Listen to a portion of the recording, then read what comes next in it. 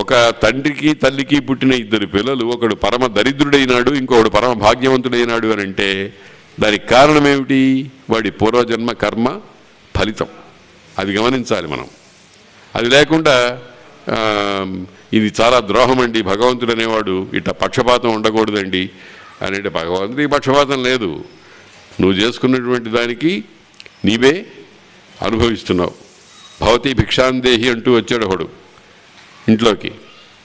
ఆ గృహస్థు మంచి తత్వం తెలిసినటువంటి వాడు చక్కగా కూర్చుని ఒత్తులు చేసుకుంటూ లేకపోతే యజ్ఞోపవీతం తయారు చేసుకుంటూ అలా ఒకసారి చూసి 3 జన్మల దరిద్రుడు వచ్చాడు ముష్టి వేయవే అని భార్యకు చెప్పాడు.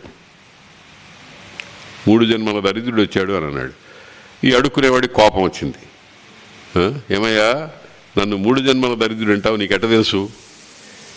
నేను ఎందుకు 3 జన్మల దరిద్రుడిని అయినాను అని అంటే, అయినా చెబుతా విను, నువ్వు పూర్వజన్మలో ఎవరికి ఏం పెట్టలేదు. ఎందుకు పెట్టలేదు? దరిద్రుడి. అందుకని ఇప్పుడు నీకు ఏమీ దొరకటం లేదు. అందుకనే తెలుగులో సామెత ఉంది, వాడు పెట్టి పుట్టాడండి, ఇతరులకు ఇంత పెట్టినందువల్ల వాడికి ఇప్పుడు లభిస్తోంది. అది పెట్టి పుట్టడం అంటే. కాబట్టి ఇప్పుడు నువ్వు దరిద్రుడివి.